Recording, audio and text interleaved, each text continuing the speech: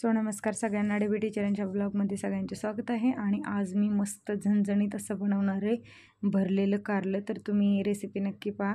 इथे मी बाजारातून कारली आणलेली आहेत आणि ती पाहू शकता तुम्ही किती हिरवीगार आहेत। ताजी आणलेली आहेत ही कारली। आणि ही कारली छान स्वच्छ धुवून घेतलेली आहेत। तर यापेक्षाही छोटी छोटी कारली तुम्ही भरून करण्यासाठी वापरू शकता। आणि ही कारली चिरून त्याच्यातले बिया वगैरे। तर नमस्कार सगळ्यांना। आणि तुम्ही पाहू शकता मी तुम्हाला आधी दाखवलेलीच आहे की आता आपण भरलेलं कारलं बनवणार आहे। त्यासाठी ही कारली मी स्वच्छ पाण्याने धुवून घेतलेली आहेत आणि चिरून घेतलेल्या आहेत। चिरून त्याच्या आतमधल्या ह्या अशा बिया सगळ्या काढलेल्या आहेत, बिया काढून घेतलेल्या आहेत। आणि आता ह्या चिरून घेतलेल्या कारल्यांना आपण 4 ते 5 तास मीठ लावून ठेवायचं। असं मीठ बाहेरून पण लावायचं थोडं थोडं, आणि बाहेरून लावून झाल्यावर थोडं मीठ आतमध्ये पण लावायचं। आणि हे 4 ते 5 तास आधी करायचं। ज्या आपल्याला भरली कारली 4-5 तासांनी बनवायची असतील तर 4-5 तास आधी मीठ असं लावून घ्यायचं ह्या कारल्यांना आणि असं ठेवून द्यायचं। आता मी हे दुपारच्या 3 वाजता ह्या कारल्यांना मीठ लावून घेत आहे आणि मी संध्याकाळी भरलेलं कारलं बनवणार आहे। तर प्रत्येक कारल्याला असं छान मीठ लावून घ्यायचं। आणि ह्याला आता भरलेली कारली करायची म्हणजे आपल्याला वाटण वगैरे तयार करावं लागणार आहे। तर त्याची प्रोसेस तुम्हाला मी पुढे व्हिडिओमध्ये दाखवणारच आहे। आणि ही कारलीला मीठ जास्त लावण्याचं कारण असं आहे की परत पुन्हा एकदा आपण कारल्याला मीठ लावून ठेवल्याच्या नंतर 4-5 तासांनी पुन्हा एकदा धुवायची। त्यावेळेस ही कारली एकदम मऊ पडलेली असणार आहे। पण मीठ सगळीकडे छान असं लावून घ्यायचं, त्यांनी कारलं एकदम टेस्टी लागतं, छान चवीला लागतं। तर आता इथं पाहू शकता ही कारली मी दुपारी 3 वाजता त्याला मीठ लावून ठेवलेलं आहे। आणि आता आपण हे कारली थोडीशी पाण्यातून काढायची थोडी, आणि त्याला थोडीशी हळद लावून तेलामध्ये थोडीशी परतून घ्यायची। आणि हा कांदा भाजून कांद्याचं पण थोडं वाटण करायचं। यामध्ये आपल्याला जे स्टफिंग लागणार आहे कारल्यामध्ये भरण्यासाठी त्याचं पण आपण वाटण तयार करणार आहे। आता इथे मी कढईमध्ये थोडं तेल टाकलेलं आहे आणि त्या तेलामध्ये आपण ही कारली आता हळद लावून घेतलेलं आहे ती परतून घ्यायची। तेल चांगलं तापलेलं आहे।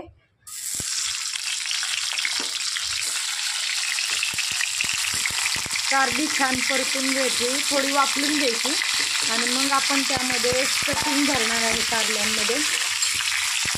हळूहळू परतायची, कसे ती तुटली नाही पाहिजेत, त्याचे 2 पार्ट झाले नाही पाहिजेत कारल्याचे, कारण आपल्याला त्यामध्ये जे वाटण तयार करणार आहे ते भरून घ्यायचे। ही थोडीशी 1-2 मिनटं अशी वाफलून द्यायची छान तेलामध्ये। आणि मग वाफलून झाल्यावर परत त्यासाठी आपण जे थोडंसं वाटण तयार करणार आहे आतमध्ये भरण्यासाठी, तर ते तयार केल्याच्या नंतर मी दाखवेलच तुम्हाला।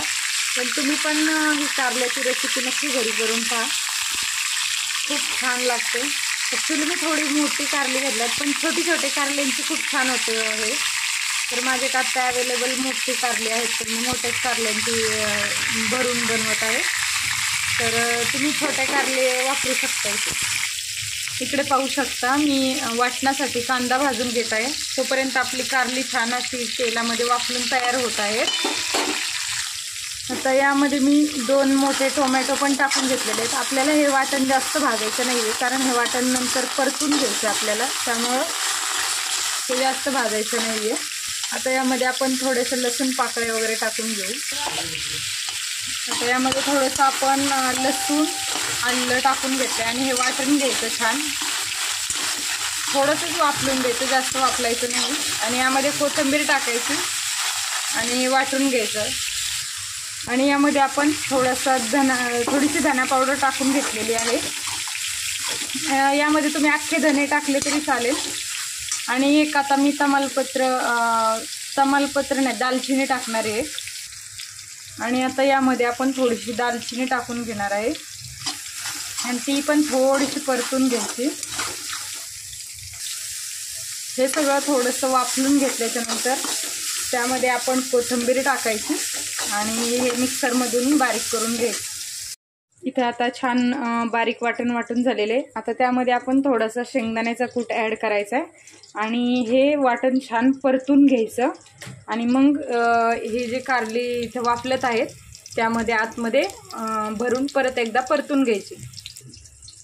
आता हे वाटण आपण इथे तेलामध्ये परतून घेणार आहे